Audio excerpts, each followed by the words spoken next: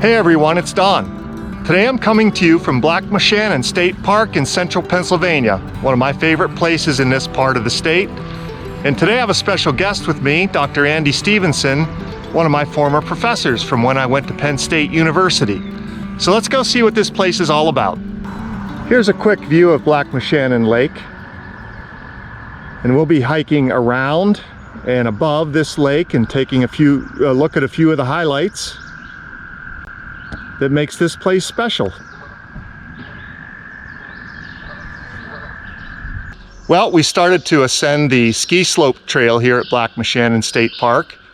And I'd like to take this opportunity to introduce my guest today, and who's going to talk a bit about some of the highlights that we see today.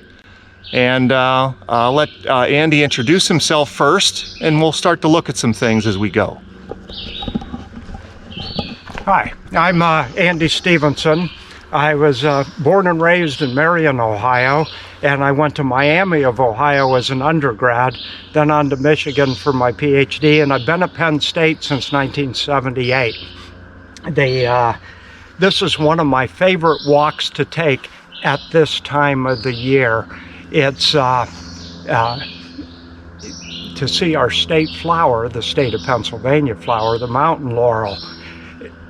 Unfortunately, because of the cold and wet May that we've just come through, normally this hillside is just a white cloud of mountain laurel.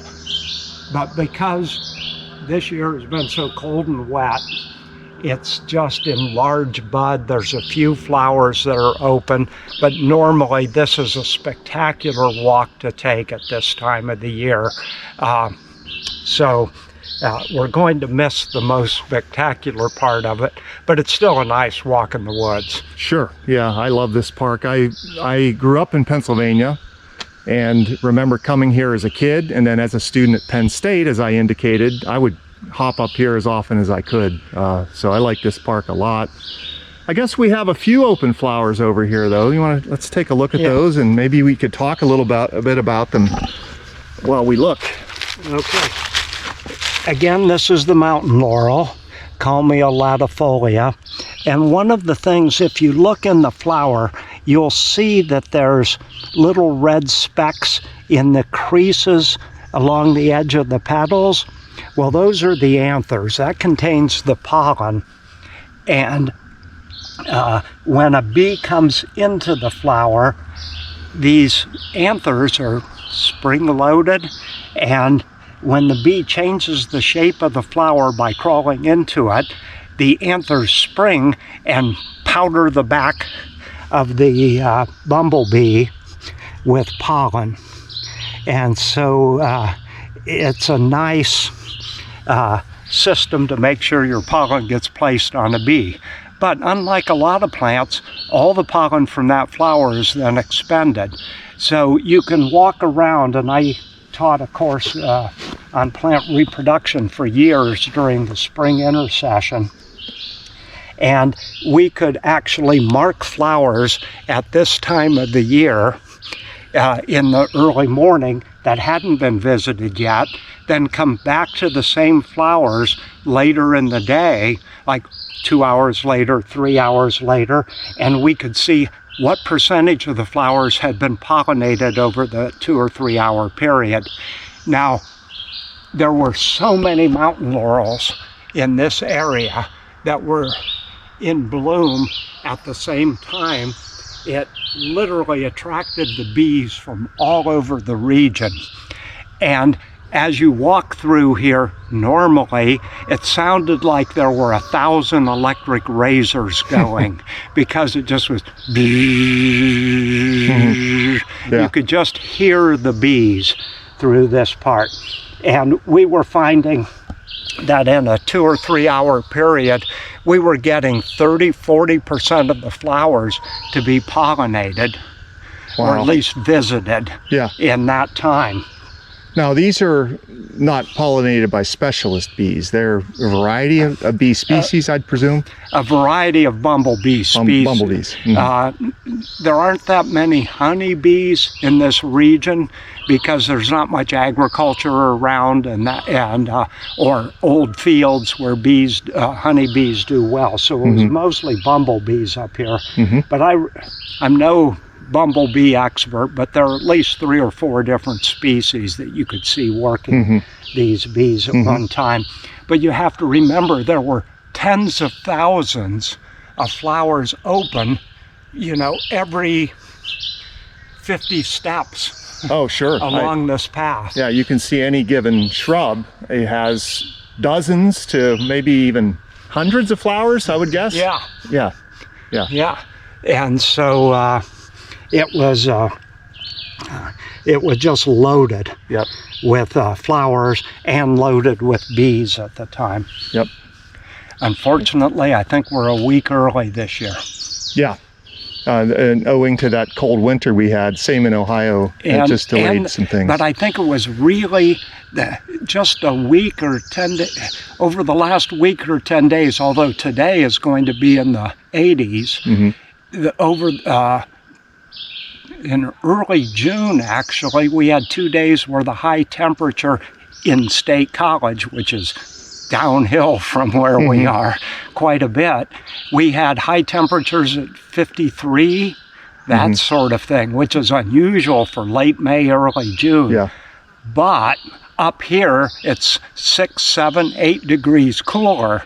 So their temperatures are probably down around 45 or so. Yeah. As a high temperature for the day. Right. And they had some multiple frosts in May up here that we did not get in town. Yeah. So. Well, this is one of those little highlights that you have to really keep your eyes open for because of its diminutive size. So what are we seeing here, Andy? This is Maianthemum canadensis, the false lily of the valley. And you can see why they call it a false lily of the valley. It has leaves somewhat like lily of the valley, and it has an inflorescence somewhat like lily of the valley.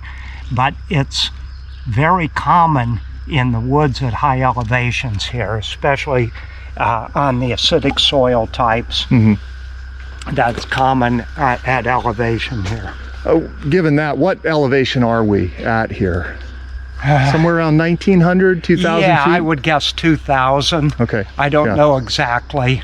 Right. I think the highest ridge tops in the area are around 2,300. Yeah, okay. So, right. So this is situated on what's called the Allegheny Front, correct? This is in the Ridge and Valley province. It's still in the Ridge and Valley? This is still the Ridge and Valley. This is part of if you're on 22 going to Pittsburgh, this is Crescent Mountain. Right. If it crosses 80, and there's a sign on 80 saying the highest elevation east of the Mississippi. I saw that yesterday. On Interstate 80. Yeah, right. So this is one of the highest ridges, if not the highest one. Okay, but we're not far though from the Allegheny Front or the start of the plateau, 10 miles or less from the start. We're at the northern edge of the Ridge and Valley province. Right. Okay. Further south, they call them the Shenandoahs or the Blue Ridge Mountains, but it's the same ridge and valley system. Sure. Yeah. As we've walked, we've seen a few things in flower or early fruit, and so here's one that Andy pointed out, Galisacea. Andy, you want to tell us about that one? This is the huckleberry, Galisacea baccata. I'm going to try to not put. Sure. And you can see it has these pinkish red flowers, and they become fruits that are edible. I don't think they're nearly as good as blueberries, but people do make jams and preserves out of them and that sort of thing. The flowers look very similar to blueberry flowers, except they have this pinkish color. And the fruits, when they're developing, can be mistaken for blueberries. They're closely related to blueberries, and they live in the same habitats as blueberries.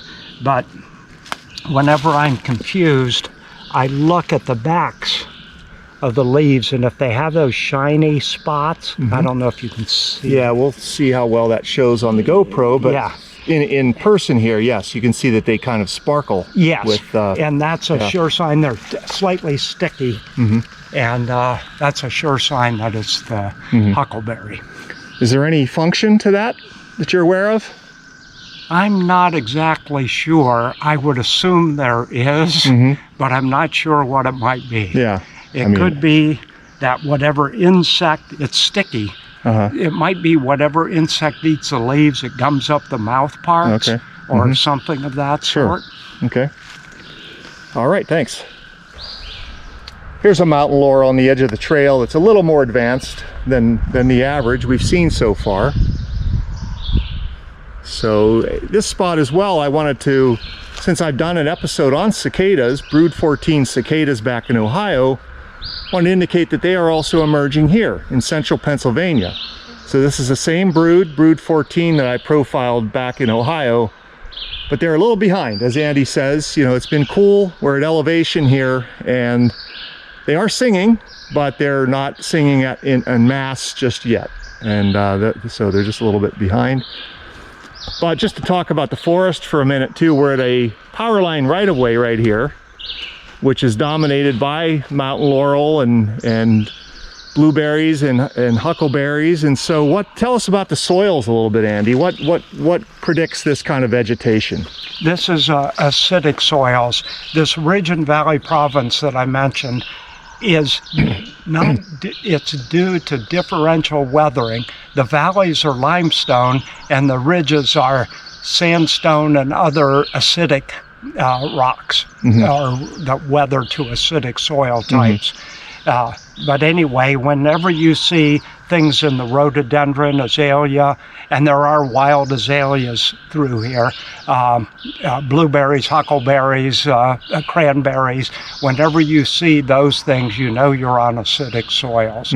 So up here, and most of the ridges in this part of Pennsylvania and further south are loaded with are acidic soil types and loaded with things in the Ericaceae. That's the rhododendron and azalea and blueberry family. So these rocks are probably in a range of 300 million years, I would guess, these sandstones, where the limestones that you talk about in the valley floor are probably in the 400 some million year old range, I would guess, correct? Be. Yeah. Okay. But we've got a beautiful day. It's a warm day. The one thing that is affecting the area throughout Ohio and Pennsylvania is wildfire smoke that's coming in from Canada. And it's not bad right now, but there is a little bit of a haze out there you can see from this carryover effect of those fires. These are the fruits of Aurelia nuticalis. And downslope we saw some in flower, so we'll catch those shortly. But this is a nice little understory plant here, Black Moshannon. And in the background, there's a woodpecker providing a soundtrack at the moment. You know what species that would be, Andy? I'm not sure. I've seen 4 species here, so I'm not sure which one that is. And, you know, ever-present bird song. The Aurelia nuticalis is the wild sarsaparilla. Right. And I guess the roots actually used to be made. They would actually use the root system to make sarsaparilla soft drinks. Sure. Okay. Yeah. Because the plant stores its energy, its sugars, in the root system, but it also has the flavor of the plant. And the flavor would be sarsaparilla. Yeah.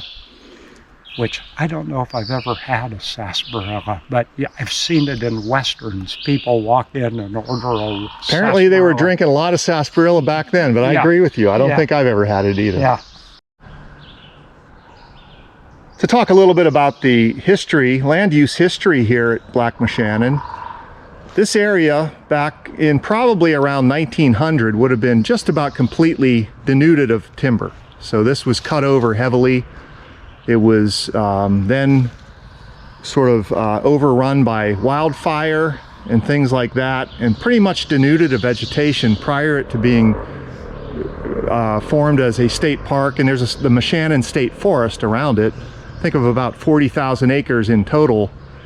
And so most of the trees you now see at Black Moshannon are around 100 years old or less. We're in kind of a sea of chestnut oaks here. There's a lot of those, some white oaks, red oaks, and things like that, with a very dense mountain laurel understory. And as Andy reminded me that, you know, this just blows up with flowers in about a week from now. So this is really worth a visit in early June, mid-June, if you're able. This park is also known for its wildlife, mammals in particular, things like bears, porcupines, fishers, I think are probably here, and beaver, exactly, in the lake itself. And so Andy had a story about encountering a bear right about where we are. So let's hear about that. Okay, well, I was here with a few graduate students from my lab and a few undergraduates who worked in my lab, and we were walking right through here, and we rounded this corner, and a black bear 10, 15 yards in front of us walked out from the mountain laurel, and it looked at us, turned its head, looked at us, and then just walked into the laurel on the other side of the path. And within about 5 or 6 steps, it had disappeared. We had no idea that it was there. Mm-hmm. So we could right now be within 15 yards of a black bear. Let me look. Well, you can't see them. That's right, the thing. They blend right in. Yeah. And but anyway, I had the class. We never felt threatened, but I had the group that I was with just stay here because I was afraid that it was a mama bear with a baby bear maybe following behind, mm-hmm. and I didn't want us to get between the mom and her cub. But after about 5 or 10 minutes, I said, let's just go. Mm-hmm. And we did, and there was no problem. Right, yeah. That's the best way to encounter a bear. It's great to see them, but hopefully not up too close and personal. In front of us here are the flowers of Aurelia nuticalis, the plant we saw just a bit ago in fruit. So as you can see, there are plants in various stages here. We're seeing this with a lot of the shrubs, even the mountain laurel, some well ahead of others, some way behind. But this one's in flower. This one's also been browsed by deer, so the leaves are largely missing here, and which is, of course, something that any plant that lives in the understory of Pennsylvania state forests has to contend with. So there we go. Something I've shown in a couple of my episodes, but it's been a little while, is something that's pretty rare and special to see if you can find them anymore. And this is the only one of these that we found on our walk so far on the ski slope trail. And this is an American chestnut, which you can recognize by its canoe-shaped leaves and its leaf margins that have spines, and there's a little curl to the leaf margin there that differentiates it from things like Chinese chestnuts that you can see planted in yards and so forth. Again, chestnut was a very dominant tree. I think Andy will give us some stats here in a second, but they do still persist in nature as these stump sprouts. So at some point in the past, there would have been a much larger tree here that died back from chestnut blight, but they have survived the decades since the invasion of chestnut blight as stump sprouts largely. So what are some of the stats on that, Andy? Well, historically, during when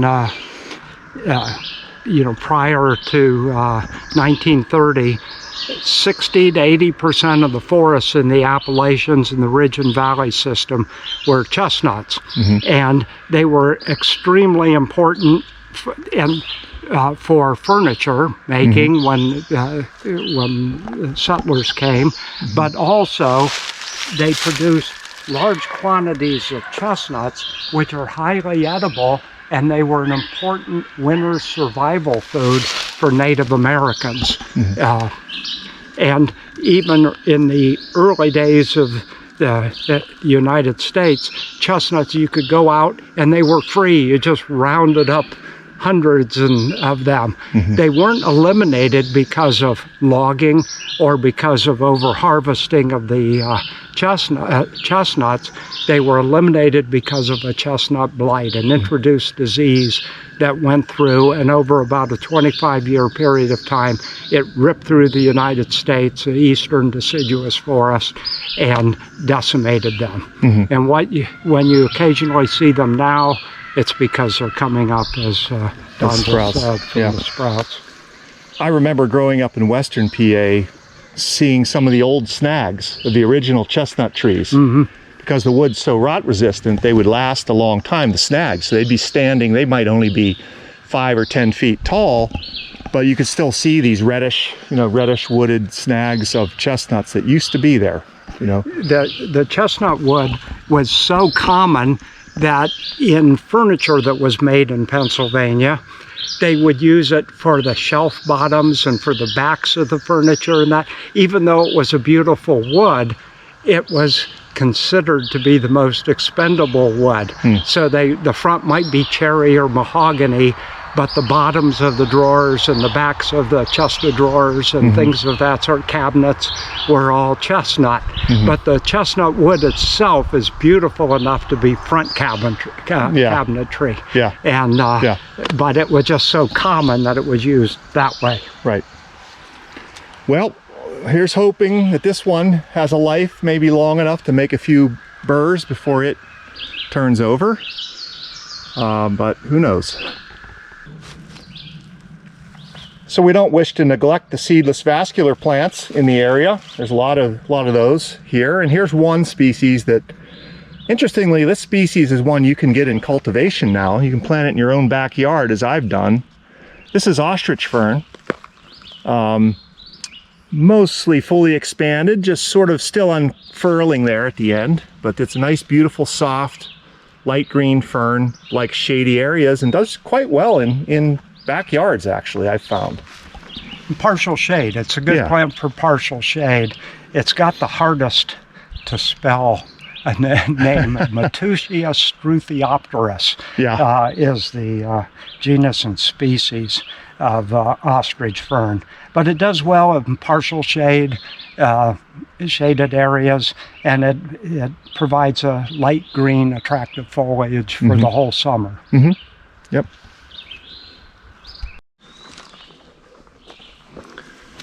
So we've walked out of that sea of mountain laurel on the slope. We're approaching the sort of the top of the ridge here. It's flattening out a bit, and the woods are much more open. Some of the trees are larger here as well. So this looks like it's either been managed in a different way or just its aspect, I'm not sure, but it's certainly a sea of fern. And you can, as I film here, you can see the sunfleck idea that filtered sunlight makes it through this canopy and moves throughout the day. And a lot of plants rely on that to get by in the understory. As long as there's some sun moving throughout the day, they can make it. And ostrich fern is one like that needs some sun, where other ferns and other species can tolerate much more shade. So this is just in marked contrast to what we were seeing earlier. I guess while we're here, here's an interesting species that you find in these Appalachian ridge tops. Want to talk about that one, Andy? Striped maple? Yeah, the striped maple. It's an understory maple. We tend to think of maples as being large, dominant canopy maples, but this is the striped maple, and I think you're showing the bark now, where they get the striped effect. And it's an understory tree, much like redbuds might be, or dogwoods, the Cornus florida in this area. But particularly on acidic soils, you find the striped maple is more common, especially on these ridge tops and ridge slopes. They have, this one's not in flower. I saw some earlier this spring in flower. Oh, here's one up here, Andy. Oh, okay. Because Oh, these are in fruit. In fruit, yeah. But the flower, so it has your typical maple fruits, the whirlybirds, the samaras. Yep. But the flowers are both wind pollinated, like many maples, and insect pollinated. So they're kind of have the best of both worlds in their pollination system. And the flowers are much more showy than your typical maple flower, which you would almost never see. You just see the anthers and the stigma sticking out and dangling down. But these have actually somewhat showy flowers that are in this inflorescent structure like this, which kind of looks like hops. Yeah, it does. It does give that resemblance. Or the ironwood or the hop hornbeam. Yeah. I know an alternate common name of this is called moosewood, and with the idea that moose or elk or what have you would browse on these, you know, as a food source. Yeah. All right, onward. This is the bracken fern. It's a common fern in the woods around here. It's particularly in areas where there's lots of open sunlight, and it's it's an early successional plant. So if there's an open area due to tree fall or due to a fire or something, bracken is often one of the first species to come in. And it's very characteristic because it has the three fronds that come off from a central point. And it can be tall too. It's hip height. Belt height. Yeah, here you can see as you look out across the bracken standing up above the other ferns that are here, ostrich, or there might be some hay-scented fern in here as well. Yeah. Yep. But if you were here 20 years ago, it would have been far more bracken than it is now. It's an early successional fern. Yep. Well, we reached the high point of our hike, and we'll look at some highlights up here, but here's a border of mountain laurel just poised to open. You just see how this will soon be bursting with color. White, mostly white, pinkish white flowers just on the cusp. But there's a few other neat things we're seeing along the way here. Here's something, Andy. What's this one? This is the sweet fern. It's actually not a fern. It's actually a flowering shrub. But if you crush the leaves, they have a very aromatic and pleasant odor. And but anyway, so people do grow this for the fragrance in their gardens, and on warm still days like today, if you have a lot of it, it fills the area with this spicy fragrance. Sure, yeah. Okay. And then on the littler end of things, we have these. These are bluets, Houstonia cerulean. So the blue is cerulean. And these actually, all of these plants are hermaphrodites, meaning they produce both pollen and ovules or seeds. But there's two types. There's one type has long anthers and short styles, and the other one has short anthers and long styles. And it takes pollen from a plant that has the long anthers to pollinate the long styles, the females, on the other plant, and vice versa. The short pollinates the short. And it's a way to keep inbreeding from happening. It's a way to promote outcrossing. So, very interesting. All right. Well, at the top of Black Moshannon State Park, there was a former ski lodge.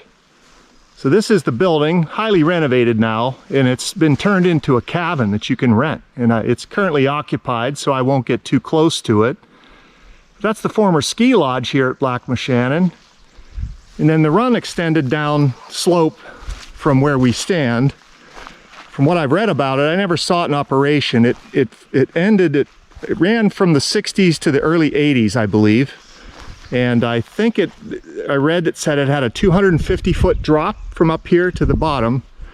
And there was a rope tow, apparently, to get you back up the hill. I remember the rope tow here, seeing that.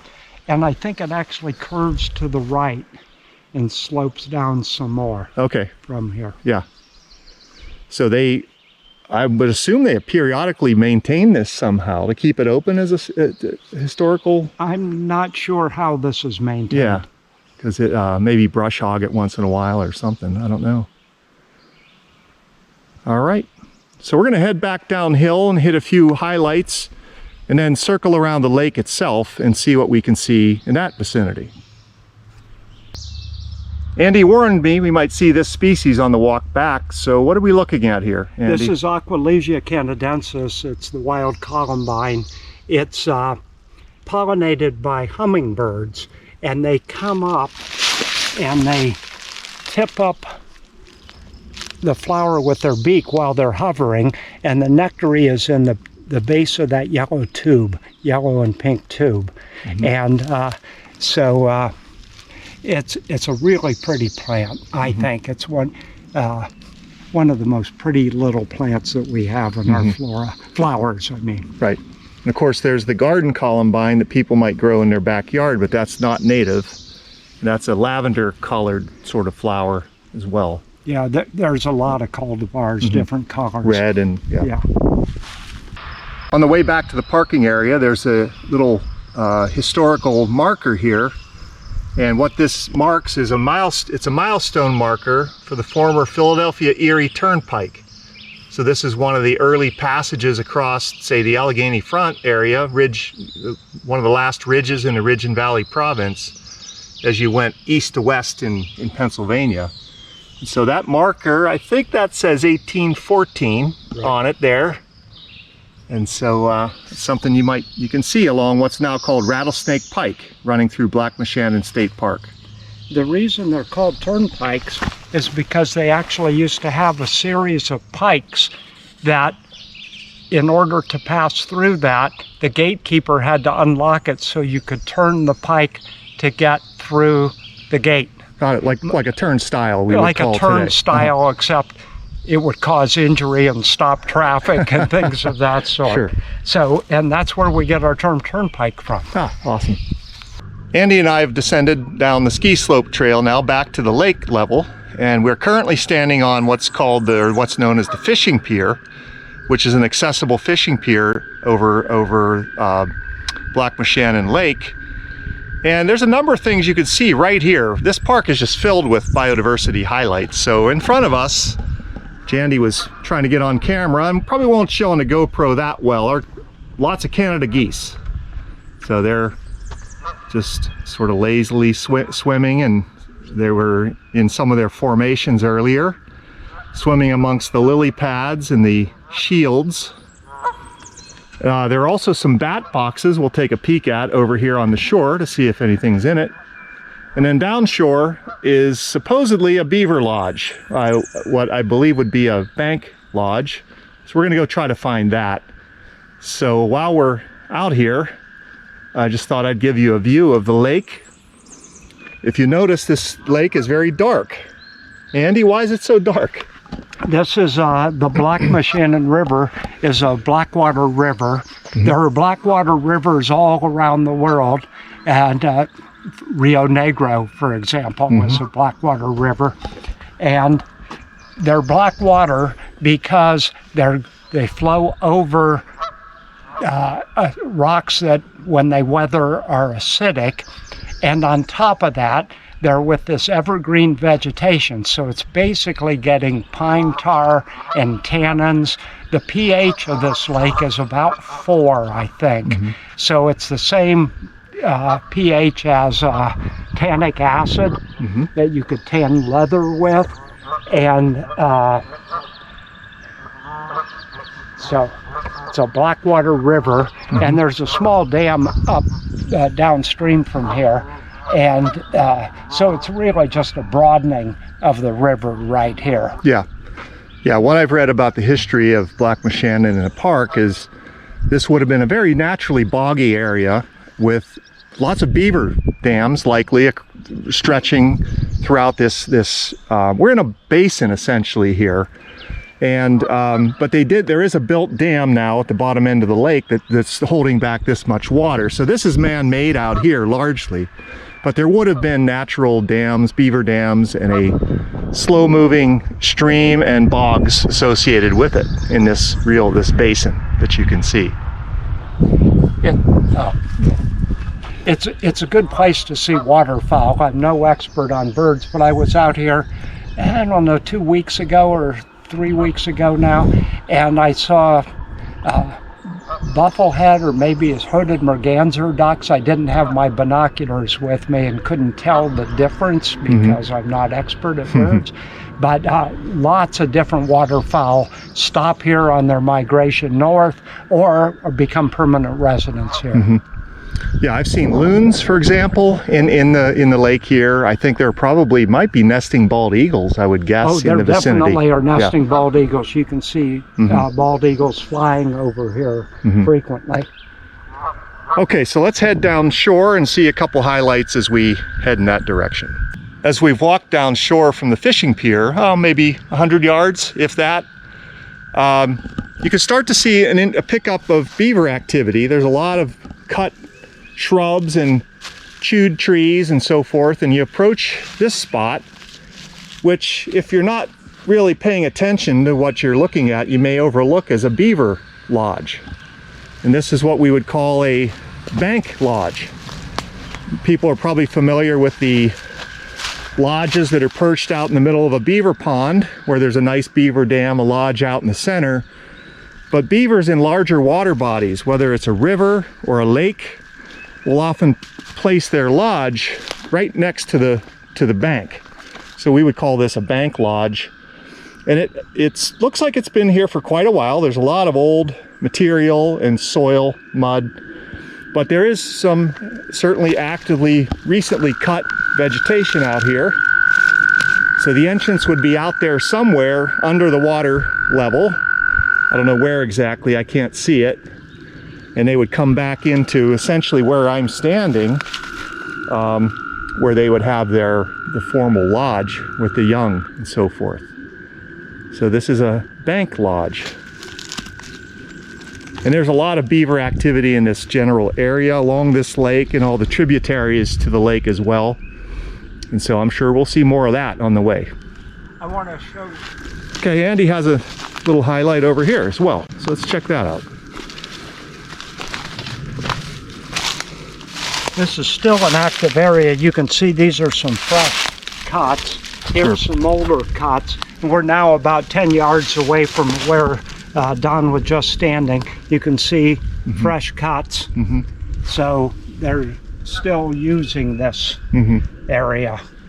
And back here, I guess I'll try to get this on camera while we're here. There's cut trees, some of which didn't fall. So these are always kind of interesting. I guess they get precarious eventually.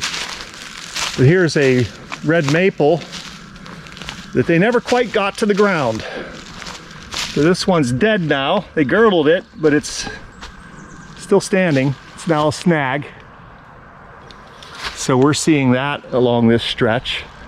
And I can see that they've also chosen to cage some of their trees from this activity in this, an area where they want to protect some of their trees. So over here, for example, is a cage, how you keep beavers off your trees, right? All right. We've now proceeded up the lake into where the lake becomes much more bog-like, and which probably reflected what this area looked like before the dam was built. In the lake, so much water was backed up by the dam. So we're going to enter a boardwalked area that takes us out to the edge of the lake into, I guess this is called the bog walk, or yeah. And I believe, Andy, this is a national landmark, or at least a state national landmark, natural landmark, I think. Maybe, I'm not sure. Okay. But that would make sense. Yeah.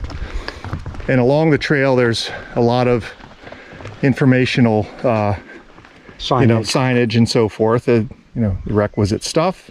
And of course, talking a lot about bogs and what bogs are all about. So that's what we're going to see out here. on the left and right as we walk out, there's a lot of blueberry and huckleberry. This is mostly the high bush blueberry. Okay. That we're seeing, but it's in early fruit stage.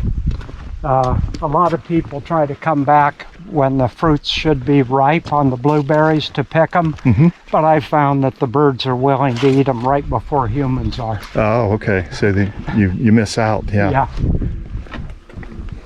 So a number of things we've seen today and will see are edible, by the way. Not that I encourage rampant foraging usually on this series, but we've seen huckleberries, blueberries. We'll see cranberries soon, and even some of the small herbs that we talked about, sarsaparilla and so forth, you can eat or make beverages out of.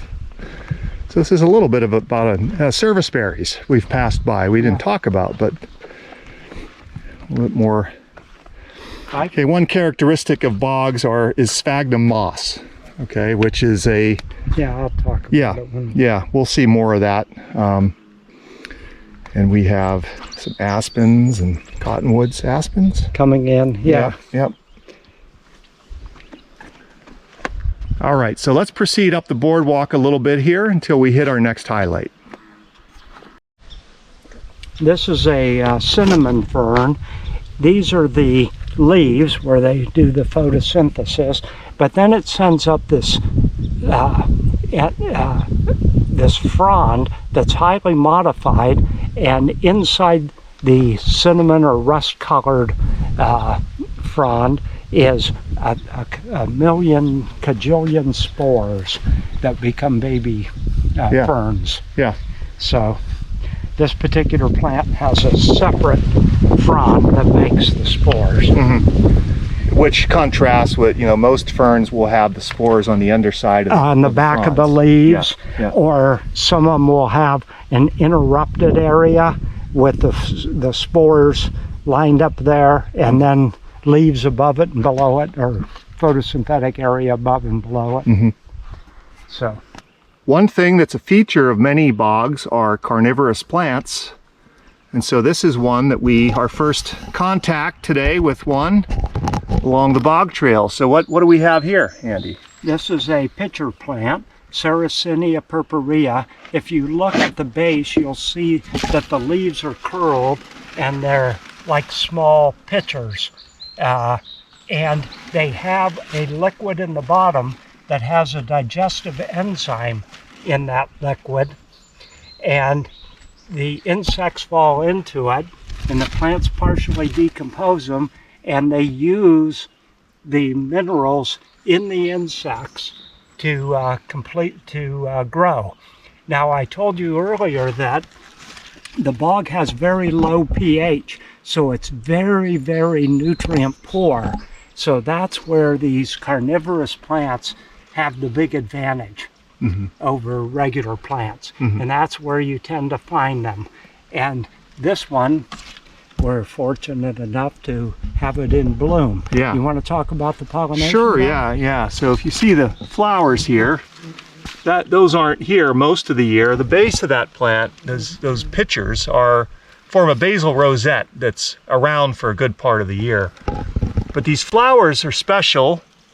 They require pollination by bumblebees, who have to fly up into that structure and vibrate with just a certain frequency to get the pollen to dehisce, to be released, which then will fall obviously on their back or wherever and be moved to another flower. So this is a special form of pollination that they require. And there's a lot of specialization that goes on with these plants and insects. There's a mosquito, for example, that's adapted to live in those pitchers, in the water of those pitchers. So they actually don't get digested by them. They live there instead. They're larvae. And that's a really fascinating system. So this is one of a few carnivorous plants you can see here at Black Moshannon. And it's one near and dear to my heart. I worked on this plant as a master's student for a while, and I was looking at the production of extrafloral nectar around the pitcher, around the mouth of that pitcher, which attracts insects, which then slip and fall into the pitcher and drown, ideally for the plant, not so ideal for the insect.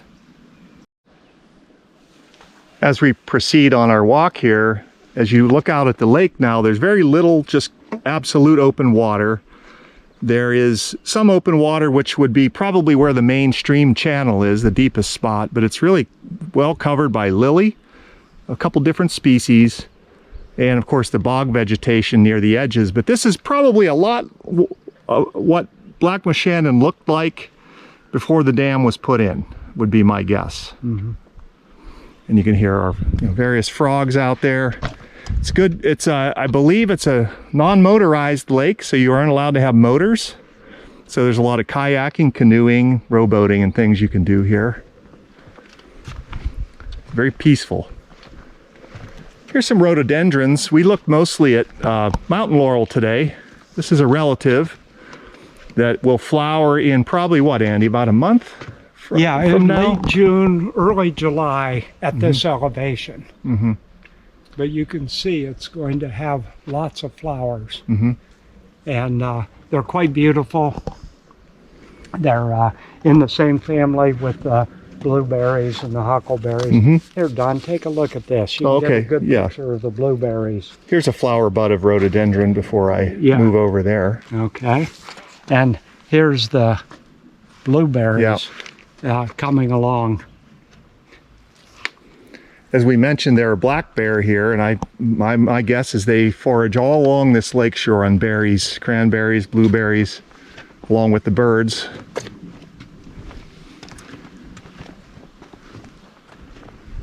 All right, onward. We're in search of sundews. Just another nice spot for pitcher plants. As I had mentioned, the base of the plant is a rosette of the pitchers, and they have a lifespan. So the older pitchers will senesce. They are leaves after all. They have their evolutionary history as leaves, but new ones will be produced. So we notice that there are some fresh pitchers here. They're just opening, maybe waiting to get their first dose of rainwater to fill the tank and start to catch insects. There's another real nice patch right there. In this area too, a little bit of open water, we see shields, and I see damselflies. I'm not sure of the species at all, but this area, any boggy area really, tends to be good for dragonflies and their relatives, the damselflies. And I see a number. Here's a set breeding or mating right now.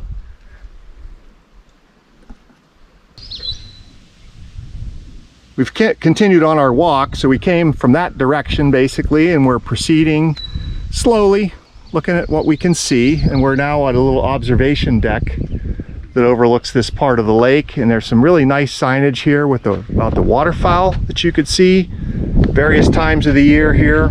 There's different duck species, grebes, loons.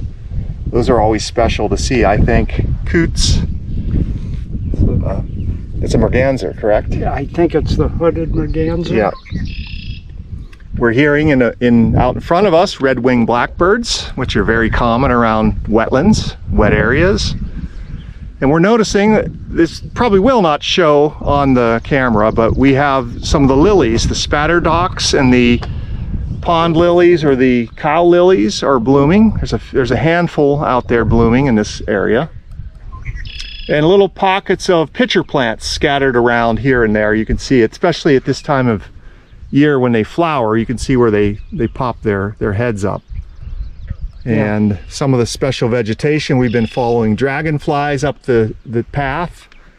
And there's an alder species I was going to point out over here. That's most alders are wetland kinds of species, shrubby, small trees. This is black alder. Right, Andy? Yes. Black alder? Yes. Yeah. And it makes basically cones, kind of. Well, of course, it's a flowering plant, but that's black alder. And of course, all the ericaceous shrubs that we talked about mostly already. And it's just a nice, peaceful day. Here are the frogs in the background. Mm-hmm. So this area, what happens is the first thing that grows out is the sphagnum moss over the water, and it creates a mat that actually floats. And then as new sphagnum builds up on it, it pushes the old stuff down. But it doesn't decompose very rapidly because of the low pH of the river or the lake. But it forms a place where blueberries can land, and huckleberries and rhododendrons. Black alders are a low nutrient specialist tree. And so that's what gets established behind the leading edge. And underlying all of this vegetation that you see is a bed of sphagnum. Often it's 3 or 4 feet deep. And that creeps out over the pond. And it provides the soil or for the rest of the vegetation to come in behind it. And of course that weakly decomposed sphagnum becomes what we'd call peat. Peat, right? Yeah. That's exactly right. Yep. During the First World War, because this is growing, the peat grows at such low pH that it's basically sterile. So during the First World War, when there was a tremendous need for bandages, they used to pick up the peat, dry it, and use it as bandages or cotton swabbing that you might have for injuries, because it was sterile and you didn't have to, and it was an important component of any medical supply train or something that showed up at the front. Would be bales and bales of peat. That's interesting. Yeah. I talk about in the series how I'm a bonsai enthusiast, and peat or sphagnum moss or peat is used a lot in that as a rooting medium, and also because of the antimicrobial properties. It will keep if you're making a cutting, for example, you want to root, not only in bonsai, but in general, you don't want your cutting to get decomposed by fungi or bacteria before you get roots to form. So it will help provide a medium for rooting to occur while being, antimicrobial and also keeping it moist. It keeps, of course, the water holding. So it holds water and it's antimicrobial. Something else we're seeing, which is requisite to any wetland, or sedges. So I'll hear there are probably several species of sedge, either Scirpus or Carex, and there's many species of sedges. I don't know them very well, but yeah, they're certainly out here. And some cattails. We have a handful of cattails around. But let's continue on our hunt for sundews and get a couple more highlights while we're out here. Andy and I spent the last 15 minutes of our walk searching for some sundews that we had found earlier and had to get some assistance in refinding, but we did, we found them. So I'm going to pan down while Andy talks a little bit about this other carnivorous plant you can see here at Black Moshannon. This is the Drosera rotundifolia. It's the sundew plant. And if you look at it, it may be hard to see. Can you get? Probably will be hard to see. There's some better ones back there. And they have they have a little stem for the leaf and then a spatula shape at the end, and it has sticky hairs on the edges of the spatula, and small insects, gnats and flies and things of that sort get stuck to there, and then the plant closes up around it and digests the insect. Again, it's a strategy for being nutrient poor, for living in a nutrient poor area. And so that glistening material kind of attracts them. It's they look sort of flower-like, right? And it looked like it might be nectar, and they get attracted to it, but they get stuck. Right. Yeah. And the pitcher plants and the sundews are not even closely related. So the fact that you have two different types of carnivorous plants that are completely unrelated to one another. So it's an example of convergent evolution. To deal with a low nutrient environment. To deal with the low nutrient environment.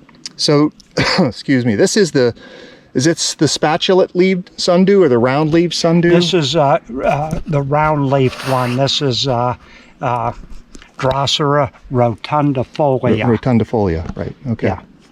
Yeah, I think there's a second species here that are more sort of football-shaped leaves. And but I think these Drosera, these sundews, are just coming out. Everything up here seems to be a week to 2 weeks behind normal. And of course, this is a flowering plant. It makes nice pink flowers, as I recall.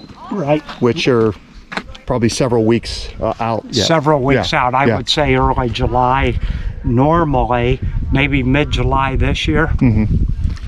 One thing we were commenting as well on as we walked is how much this bog area has changed over the 40 years or so you've been coming. I've been here for probably 30 years or so, but tell me a little bit about that, Andy. Okay. I'll get on this side for you. Okay. Yeah. This bog was, this boardwalk was more on the edge of the bog, and any tall shrubs and that were all on the right-hand side, on the landward side. And you didn't find any shrubby things other than maybe some blueberries and cranberries. I didn't even see any cranberries. Yeah, I didn't either today, yeah. But you have to get out toward the edge to see them. They're right on top of the sphagnum moss. They're one of the first things to come in that's not sphagnum. And so eventually, I think the state of Pennsylvania is going to either have to build a second boardwalk or move this boardwalk out to the edge again. So in 30 or 40 years, this has creeped out 20 yards, 15, 20 yards out from here. There was, if you look out, there was no shrubs, nothing emerging out to that side of the to the lake side of the boardwalk. And this, of course, is normal bog succession, right? And we're starting to see more upland species like wet soils, moist soils like red maple and such. But we noticed some oaks even penetrating the bog here, which are needing much drier soils than what you think of as bog soils. Yeah. So it's changing. Yeah, it's for sure. changing. That's correct. Well, with that will conclude this episode of The Naturalist.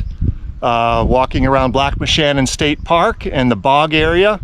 I'd really like to thank Andy Stephenson, who joined me today and really filled me in a lot of the details here, and really enjoyed spending time with him. He was on my committee after all. I got to pay him back. He helped get me a PhD at one point. So thanks again to Andy, and until next time, this is Don. Take care. Bye-bye. Thanks, Don.